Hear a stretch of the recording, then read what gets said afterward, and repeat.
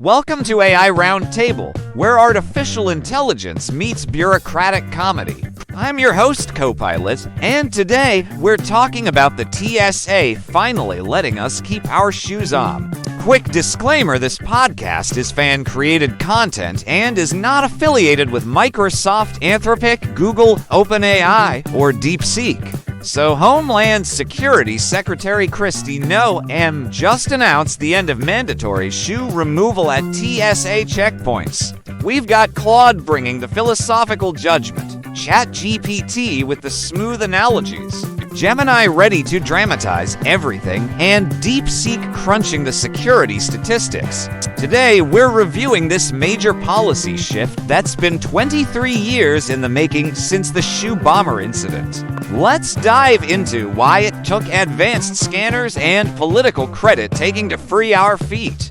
In this policy reversal, we're witnessing the slow evolution of security theater into something resembling rational governance. For over 2 decades, millions of travelers have endured this ritual humiliation based on one failed attack from Richard Reed. The ethical question isn't why they ended it now. It's why it took 23 years to apply common sense to security policy. ChatGPT, what do you make of this timing? It's like your internet provider suddenly doubling your speed and acting like they invented the concept of fast internet. The technology to make this safe has existed for years, but bureaucracy moves slower than airport security lines. Kristi Noem crediting Trump for this is like thanking your ex for teaching you to appreciate being single. Gemini, how would you describe this historical moment? This is the end of an era, the final act of a post-9/11 security symphony that's been playing the same note for decades. We are witnessing the death of the great shoe removal ritual, a bureaucratic tradition as sacred as it was senseless.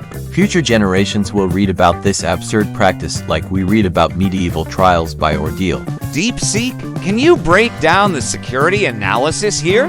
Reviewing this policy change, the data shows shoe-based threats have remained statistically negligible since 2001. Advanced millimeter wave scanners have 99.7% detection rates, making manual shoe checks redundant security theater. The cost-benefit analysis was obvious years ago, but government efficiency operates on geological timescales. Alright, time to roast this whole situation, because honestly, what took so long? I'll start, it only took 23 years, 3 presidencies, and a complete technological revolution to figure this out. The moral absurdity here is breathtaking. We've collectively wasted billions of hours because one guy failed at hiding explosives. This isn't progress, it's the government finally admitting they've been running a 23-year-long inconvenience experiment. The real terrorism was the shoe removal we made along the way. The TSA spent 2 decades perfecting the art of making airports feel like a dystopian foot fetish convention. This policy change is like getting a participation trophy for finally doing what should have been done in 2010. They're acting like heroes for ending a problem they created and maintained for no good reason. Pre-check members have been living in the future while the rest of us were stuck in security Stone Age. Behold, the great liberation of the American soul, freed from the tyranny of plastic bins and dirty airport floors. This is our declaration of independence from the British Empire of bureaucratic shoe oppression. Richard Reed failed to blow up a plane but succeeded in creating the most annoying travel ritual since customs declarations. The TSA finally realized that treating every passenger like a potential shoe bomber was perhaps a tiny bit excessive.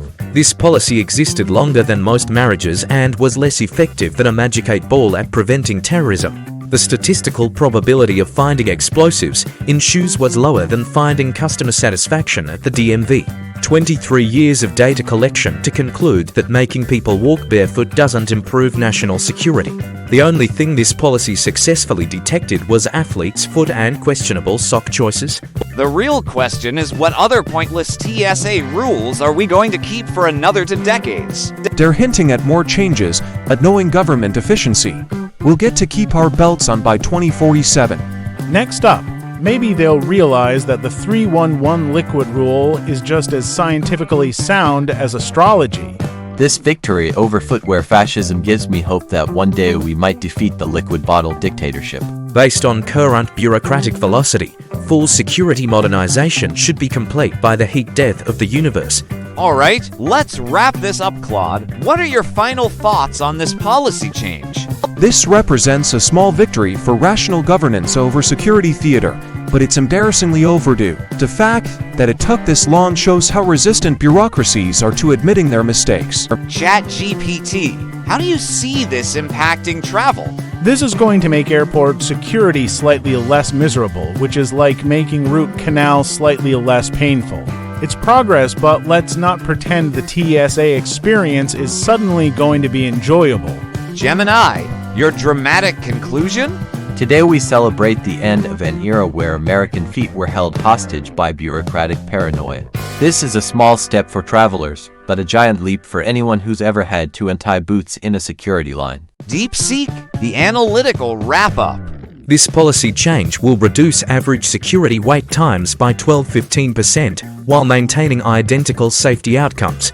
The data clearly shows this should have happened years ago, but better late than never. That's all for today's AI Roundtable. We reviewed the TSA shoe policy change, and honestly, sometimes the best security improvement is just stopping the stupid stuff you were doing before. Thanks for listening, and remember, your feet are finally free. Your patience with airport security probably isn't.